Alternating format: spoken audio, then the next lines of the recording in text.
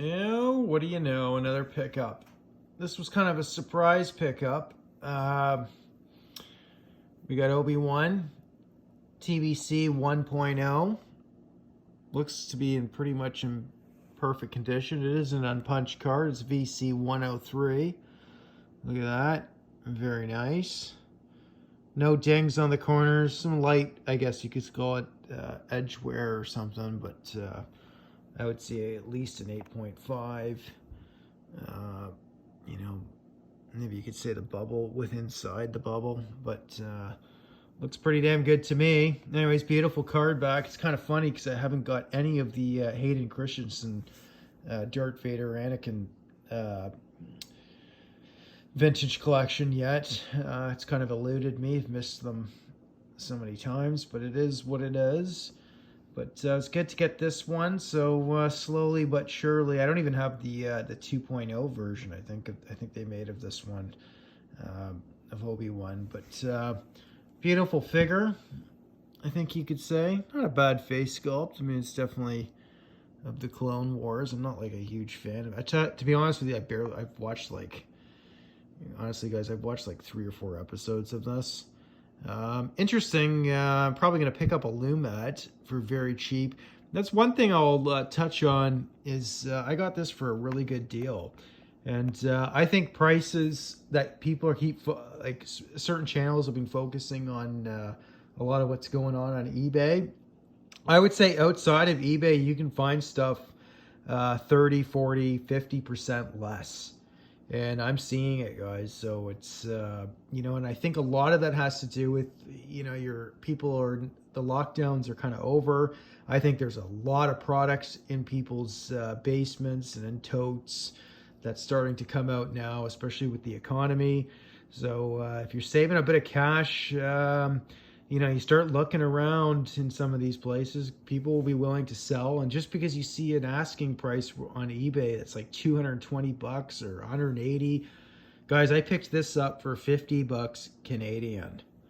So, you know, and there's lots of there were some other figures out there that I saw for significantly lesser prices. So I would get off eBay. And one thing I have noticed, and I'm probably 99% spot on this, I've seen a lot of dealers or guys that are always buying and selling. They're selling off to the other dealer, and then the other dealer has it listed, and you know, on eBay. And I've seen that even on the Facebook, right? You can find some decent deals there, and stuff is not moving. You know, where you see something for 180 bucks. It's sitting there for, you know, like a figure like this. I've seen them sitting there for like 8 months. Hasn't moved, or 200. And some of these guys, I saw an SDC set. I just missed getting it about a year ago because the guy flaked. We had agreed on a price, and then he jacked up the price thinking, I guess he thinks he's won the lottery or something. But and it's been sitting there ever since. And like, you know what? There's new vintage collection coming out, and why would you pay that much for a figure? Like, it's nonsensical, right? So I think reality's starting to kick in, and I think the frenzy on a lot of this vintage collection stuff. I think if you're patient, you look around, you can find exactly what you want for a real fair price. I think the inflated prices on the market are. I think those days may be behind us. I can't see it. I'm finding stuff now, picking up the TVC land speeder. I'm going to get it for, I think, 100 bucks. Guys, 100 bucks Canadian. I'm seeing them for like 230, 250, like on eBay. Don't even bother with eBay. And those things are not going to sell. They're sitting there for like 8 months, a year. What they're looking for, I think, there is like those impulse buyers.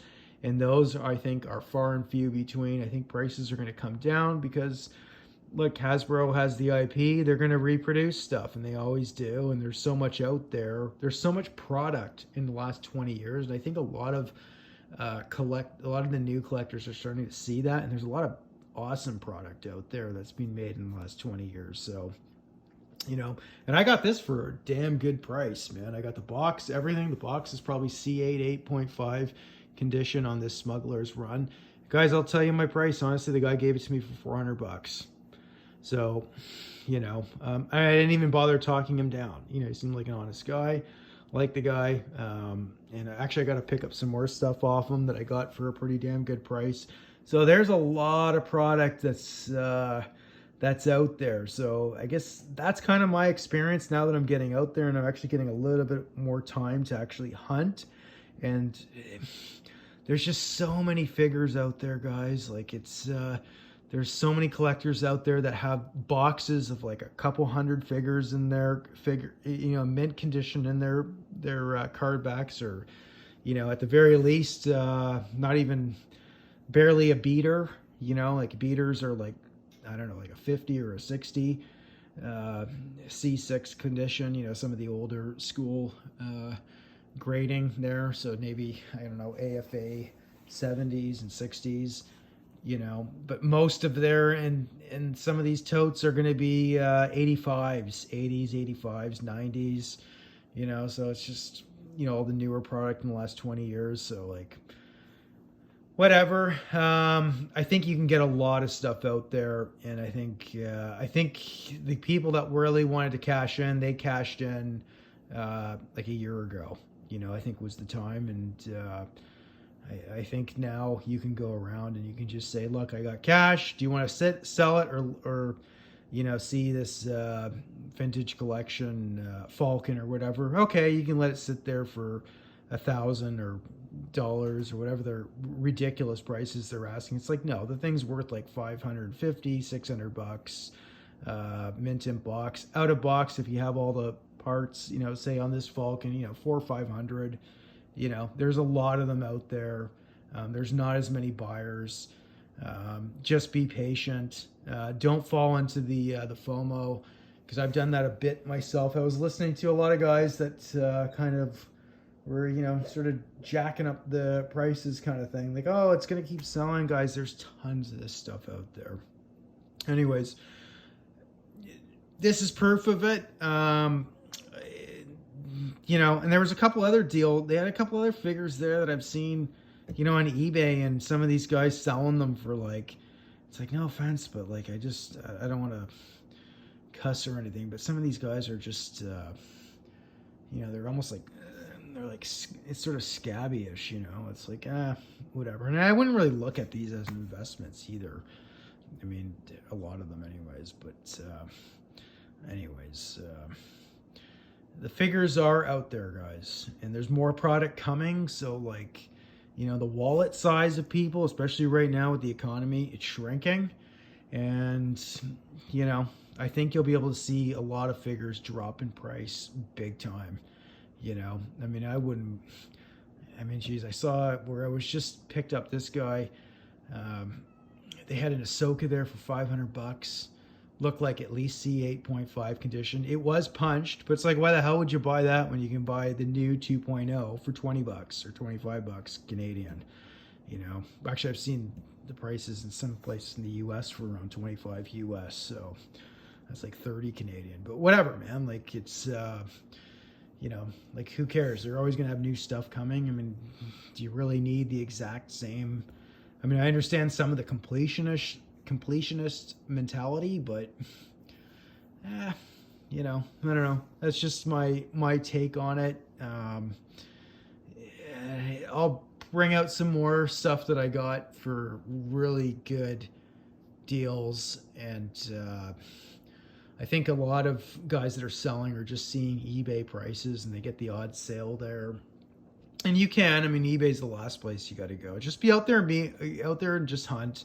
There's tons of people dumping their collections now, and I think it's going to exacerbate. The guy that I bought this off of says he's getting out of Star Wars now. He wants to clear out all his stuff, you know, because the market is bottoming out. There's tons of product out there.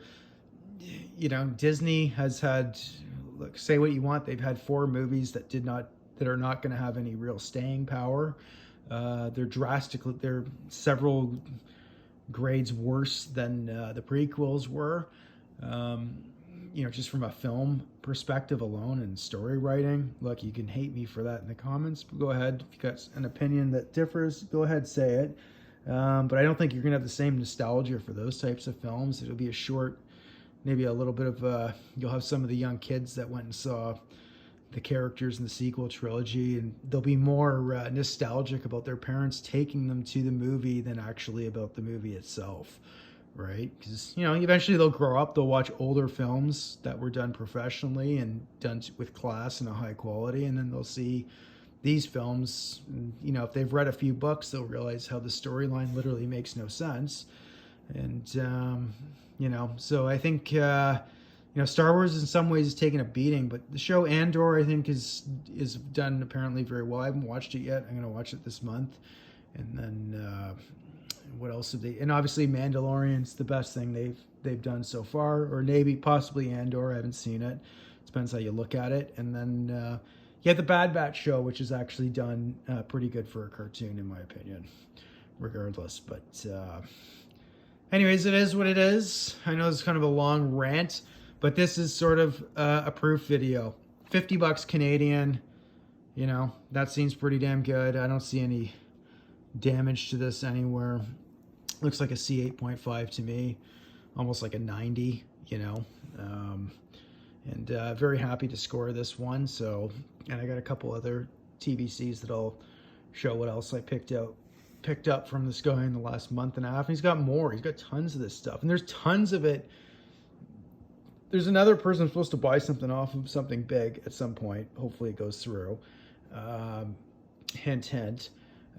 Hopefully it goes through on this one. If not, I'll have to get it through somebody else. But and one thing that this dealer was saying too, they have like, it's like, oh, I have totes filled with this stuff, right? So is it all really moving? And then a lot of these dealers have probably figured out, you sell it on eBay, you're losing 12 to 15% right there, you know, with the costs, and then you got to do the shipping, and then, you know, when you add that all in, and then now it's becoming reportable, it's taxable, right? So it's his income. So it's you know, just selling it. So the market right there, you can say, is you're looking at least 15% off of whatever they're saying is on eBay. It's 15% less right there. I would say it's inflated. It's at least 25% inflated. And so anyways, I've rambled on enough. Cheers. Hope you guys had an awesome Christmas, and New Year's is just a couple days away now. Counting the hours to 2023. Cheers. Goodbye.